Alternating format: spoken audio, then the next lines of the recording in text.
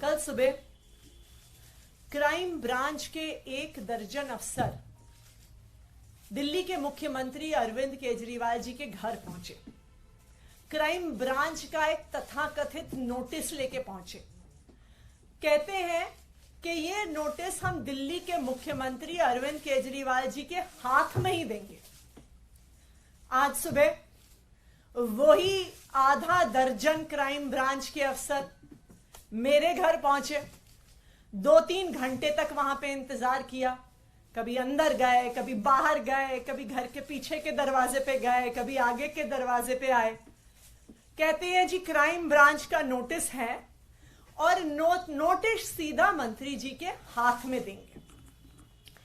वैसे तो जो बेचारे क्राइम ब्रांच के अफसर आए, हमें उन बेचारों पे के दया ही आती है। दया इसलिए आती है कि जब पुलिस में आए होंगे, प्रमोशन के बाद इंस्पेक्टर बने होंगे, एसीपी बने होंगे, तो तब सोचा होगा कि पुलिस में आके देश की सेवा करेंगे। तब सोचा होगा महिलाओं की सुरक्षा करेंगे। तब सोचा होगा देशवासियों के लिए कुछ करेंगे। लेकिन आज उन बेचारों को टीवी की एक प्राइम टाइम नौटंकी बना के छोड़ दिया है उनके राजनीतिक आकाओं ने।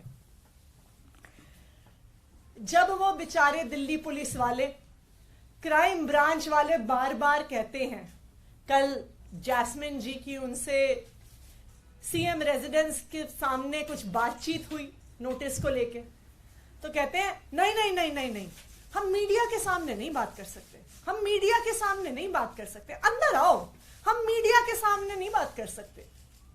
तो पूरे दिल्ली में, पूरे देश में क्या मैसेज जाता है? मैसेज जाता है कि दिल्ली पुलिस वाले डरपोक हैं, दिल्ली पुलिस वाले कायर हैं। ये कितने दुख की बात है कि दिल्ली पुलिस के जाबाज सिपाहियों की इमेज आज एक डरपोक इंसान, एक कायर की कर दी गई है, जो मीडिया के सामने बातचीत भी नहीं कर सकता। आप ये सोचिए कि दिल्ली के क्रिमिनल्स क्या सोचेंगे कि भाई इन दिल्ली पुलिस वालों से डरना जो 2-4 कैमरामैन से डरते हैं। एनीवे, तो कल आए क्राइम ब्रांच वाले। क्राइम ब्रांच वाले 3-4 घंटे की इस नौटंकी के बाद मुख्यमंत्री अरविंद केजरीवाल जी को एक नोटिस देके गए। आज सुबह भी मेरे घर आकर भी 2-3 घंटे की नौटंकी के बाद एक ये नोटिस देके गए। अब ये नोटिस भी मजेदार है। ये नोटिस ना तो एफआईआर है, ना ये किसी प्रकार का समन्स है, ना इसमें आईपीसी की कोई धारा, ना इसमें सीआरपीसी की कोई धारा, ना इसमें पीएमएलए की कोई धारा, ना इसमें प्रिवेंशन ऑफ करप्शन एक्ट की कोई धारा। तो कुल मिला के क्राइम ब्रांच 48 घंटे की नौटंकी के बाद मुख्यमंत्री अरविंद केजरीवाल जी और मुझे एक एक चिट्ठी देके चला गया है, जो वो कह रहे थे कि हम हाथ में ही देंगे। इतनी महत्वपूर्ण चिट्ठी है।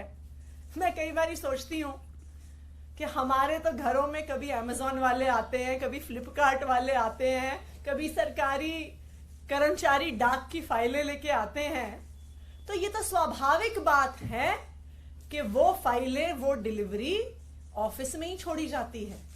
कोई मुख्यमंत्री, कोई मंत्री डाक के डेस्क पे बैठ के चिट्ठी रिसीव करने के लिए नहीं बैठा।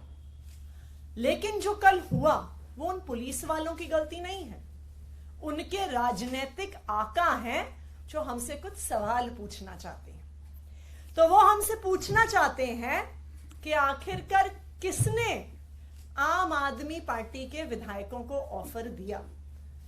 तो मैं दिल्ली पुलिस के राजनीतिक आकाओं को बताना चाहती हूं कि आपको इतनी नौटंकी करने की जरूरत ही नहीं थी। मैं आज प्रेस कॉन्फ्रेंस करके उन सवालों का जवाब दूंगी कि आखिरकार किसने आम आदमी पार्टी के विधायकों को करोड़ों रुपए के ऑफर दिए। वही लोग हैं जिन्होंने 2016 में उत्तराखंड में 9 कांग्रेस के विधायकों को कांग्रेस से तोड़कर बीजेपी में शामिल किया था। जिन लोगों ने उन 9 कांग्रेस के विधायकों को तोड़ा था, उन्होंने ही आम आदमी पार्टी के विधायकों को संपर्क किया। गोवा 2019 जुलाई, जब 14 एमएलए कांग्रेस पार्टी के 17 उनके टोटल विधायक जीत के आए थे, उनके 14 एमएलए कांग्रेस छोड़ के भारतीय जनता पार्टी में चले गए। जो लोग उन 17 कांग्रेस के विधायकों के पास गए थे, वही लोग आम आदमी पार्टी के विधायकों के पास आए। कर्नाटका 2019, मई 2018 में कांग्रेस और जेडीएस की सरकार बनी। एचडी कुमारस्वामी मुख्यमंत्री बने। जुलाई 2019 में कांग्रेस और जेडीएस के 17 विधायक टूटकर भारतीय जनता पार्टी में चले गए। जो लोग उन 17 कांग्रेस और जेडीएस के विधायकों को पैसा ऑफर करने आए थे, धमकियां देने आए थे, वही आम आदमी पार्टी के विधायकों के पास आए। मध्य प्रदेश 2020, कमलनाथ मुख्यमंत्री थे, कांग्रेस की सरकार थी। 22 कांग्रेस के विधायक कांग्रेस छोड़कर, टूटकर भारतीय जनता पार्टी में शामिल हो गए। तो जो उन कांग्रेस के 22 विधायकों को खरीदने आए थे, उनको तोड़ने आए थे, वही आम आदमी पार्टी के विधायकों के पास आए। और लेटेस्ट, जो अभी कुछ ही दिन पहले पूरे देश ने देखा, महाराष्ट्र में नवंबर 2019 में उद्धव ठाकरे महाराष्ट्र के मुख्यमंत्री बने। लेकिन 21 जून 2022 को शिवसेना के नेता एकनाथ शिंदे 11 विधायकों के साथ बंबई से सूरत चले गए और शिवसेना छोड़कर भारतीय जनता पार्टी के साथ मिलकर उन्होंने सरकार बना ली। तो जो लोग एकनाथ शिंदे के साथ साथ 11 विधायकों को तोड़ने आए थे, वही लोग आम आदमी पार्टी के विधायकों को तोड़ने आए। और जो तेलंगाना में हुआ, जो एक स्टिंग के माध्यम से हमने देखा कि कुछ लोग विधायकों को तोड़ने के लिए करोड़ों रुपए कैश लेके घूम रहे थे, वही लोग आम आदमी पार्टी के विधायकों से संपर्क कर रहे हैं। तो मैं क्राइम ब्रांच के राजनीतिक आकाओं को बताना चाहती हूं कि आपको भी पता है कि कौन वो लोग हैं जो पिछले 7-8 साल से एक एक करके ऑपोजिशन की सारी सरकारों को तोड़ रहे हैं। और वही लोग हैं जो आज आम आदमी पार्टी के एमएलए से संपर्क कर रहे हैं। अब मैं जैस्मिन शाह जी से कहूंगी कि वो अपनी बात रखें।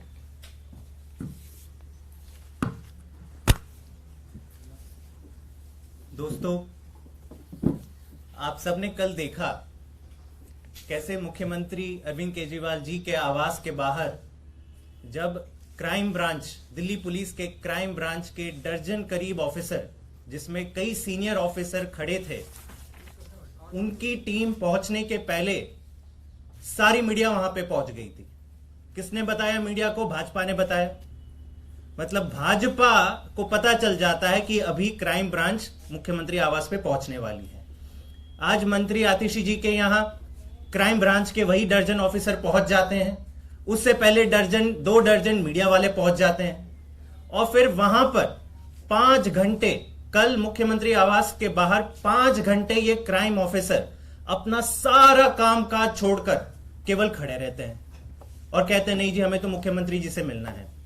आप सब ने वो वीडियो देखा होगा जहां मैंने उनसे एक आम नागरिक के तौर पे सवाल पूछा कि किस धारा के तहत, बस इतना बता दीजिए, किस धारा के तहत आप ये नोटिस मुख्यमंत्री जी को पर्सनली हाथ में सौंपना चाहते थे। क्या कहा उन्होंने? नहीं जी, नहीं जी, मीडिया के सामने नहीं कहूंगा, आ जाइए अंदर, आ जाइए अंदर, बात करते हैं। इतना डर, इतना खौफ। अगर आप कानून के तहत कोई काम करते हैं तो मीडिया के सामने बताने में क्या है आपको डर? सवाल का जवाब नहीं दिया। अंत पंत में 5 घंटे की नौटंकी के बाद वही नोटिस सीएम दफ्तर के बाहर देके चले गए। मैं आज आपको यह बताना चाहता हूं कि दिल्ली में इसका क्या इंपैक्ट होता है। आप सब जानते हैं दिल्ली देश का क्राइम कैपिटल है। हर साल, ये सुन लीजिए, ये नंबर अगर आप सुनेंगे तो चौंक जाएंगे, हर साल दिल्ली में 3 लाख क्रिमिनल केसेस रजिस्टर होते हैं। 3 लाख। इन 3 लाख केसेस में से चार्जशीट कितने में फाइल होती है? 1 लाख। 1 लाख से भी कम, करीबन 30% क्रिमिनल केसेस में ही हर साल चार्जशीट फाइल होती है। 2 लाख केसेस में तो चार्जशीट ही फाइल नहीं होती। और ये जो 30% का आंकड़ा है, परसेंटेज ऑफ चार्जशीट फाइल, वो देश भर में सबसे कम है। मतलब दिल्ली में सबसे ज्यादा क्राइम रेट, दिल्ली में सबसे कम चार्जशीट। महिला सुरक्षा की बात करते हैं। Delhi is the rape capital of India.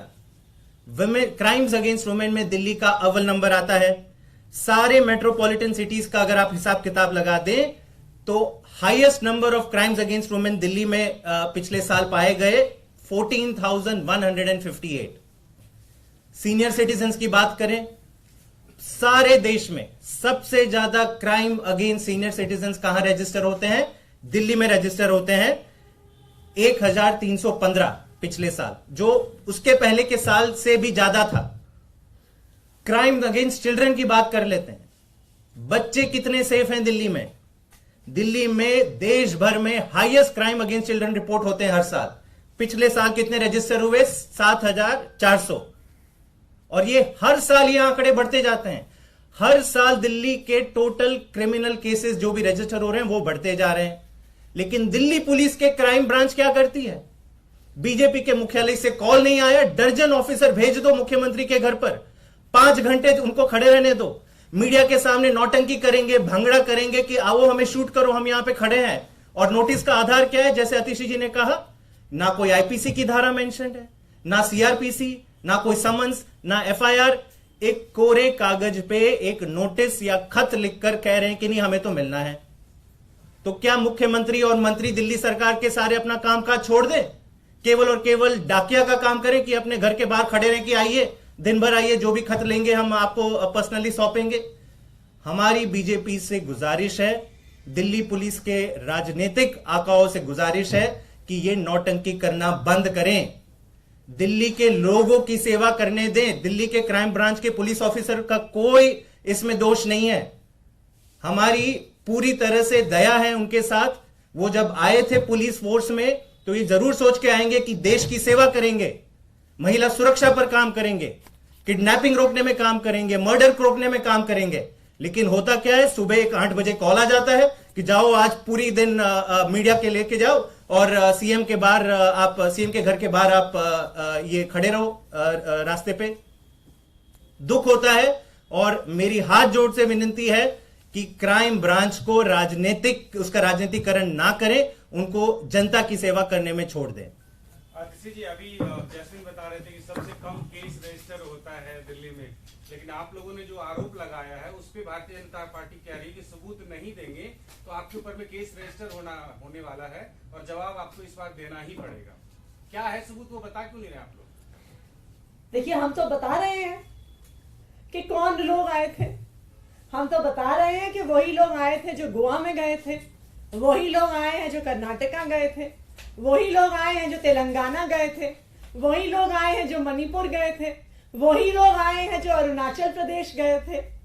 तो इसलिए ये कोई छुपी हुई बात ही नहीं है कि कौन आया था विधायकों की खरीद फरोख्त करने के लिए। ये आप सड़क पर चले जाइए, सड़क पर चलता हुआ आपको बच्चा बच्चा बता देगा कि कौन कांग्रेस के विधायक तोड़ रहा है, कौन शिवसेना के विधायक तोड़ रहा है, कौन जेडीएस के विधायक तोड़ रहा है, कौन आम आदमी पार्टी के विधायक तोड़ने की कोशिश कर रहा है। तो इसलिए ये क्या करें, एक भारतीय परंपरा में कहते हैं प्रत्यक्ष ही प्रमाण है, तो ये बिल्कुल प्रत्यक्ष है, पूरे देश के सामने है कि कौन विपक्ष की पार्टियों पर केस कर रहा है, कौन विपक्ष की पार्टियों को डराकर, धमकाकर, पैसों का लालच देकर तोड़ने की कोशिश मैम, की। 27 तारीख को आपने पीसी किया था, उसमें चलिए, चलिए, चलिए। कौन है? शेर सिंह डागर का जैसे नाम लिया था, ऐसा कोई लेंगे